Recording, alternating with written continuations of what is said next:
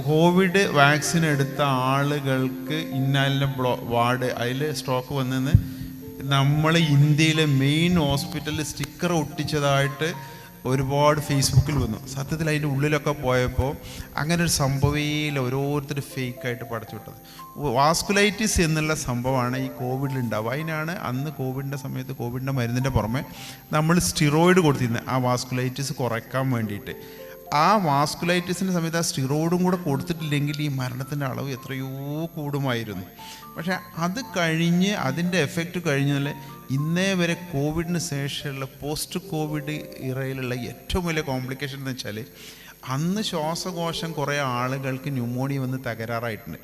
Pneumonia വന്ന് തകരാറായ കോശങ്ങൾ ഒരിക്കലും അതേ സ്റ്റേജിലേക്ക് തിരിച്ചു വരില്ല. ഒരാൾക്ക് കയ്യിൽ പൊള്ളലേറ്റാൽ പിന്നെ ഉണ്ടാവുന്ന അതിൻ്റെ ശരിക്കുള്ള എലാസ്റ്റിസിറ്റി നഷ്ടപ്പെട്ടിട്ട് നമ്മൾ പറയുന്ന സ്കാർ ടിഷ്യൂസാണ് വരിക. എന്നതുപോലെ ഒരുപാട് ആളുകളുടെ ശ്വാസകോശത്തിൽ സ്കാർ ടിഷ്യൂസ് വന്നിട്ടുണ്ട്. അതുകൊണ്ടാണ് ഏറ്റവും കൂടുതൽ ഇപ്പോൾ രോഗികളുള്ളത് പൾമണോളജിസ്റ്റിനാണ്, ഫിസിഷ്യനേക്കാളും മറ്റുള്ളവർക്ക്. കാര്യം ഈ പോസ്റ്റ് കോവിഡ് ഇറയിൽ അന്ന് സംഭവിച്ച ഡാമേജ്ഡ് ശ്വാസകോശങ്ങളിൽ ഇടയ്ക്കിടയ്ക്ക് നമ്മളെ ഡസ്റ്റ് കാലാവസ്ഥ വരുമ്പോൾ ഇൻഫെക്ഷൻ വന്നിട്ട് ശ്വാസകോശ ഡോക്ടർമാർക്കാണ് പോസ്റ്റ് കോവിഡിന് ശേഷം ഏറ്റവും കൂടുതൽ രോഗികളുള്ളത്. അത് മാത്രമാണ് ഇന്നേ വരെ ലോകത്ത് അറിയപ്പെട്ടിട്ടുള്ള കോംപ്ലിക്കേഷൻ.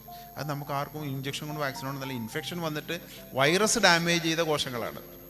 വാക്സിൻ കൊണ്ട് ഇന്നേ വരെ ലോകത്ത് ഒരുപാട് ജേണൽ വന്നിട്ടുണ്ട്. ഒരൊറ്റ ഒന്നിനും വാക്സിൻ കൊണ്ടിട്ട് ഇൻഫ്ലമേഷൻ ഉണ്ടാക്കുന്നു, വാസ്കുലൈറ്റിസ് ഉണ്ടാക്കുന്നു, ഹാർട്ട് അറ്റാക്ക് ഉണ്ടാക്കുന്നു എന്നുള്ളത് പ്രൂവ് ചെയ്യാൻ കഴിഞ്ഞിട്ടില്ല. ആളുകൾ പലതും പ്രചരിപ്പിക്കും.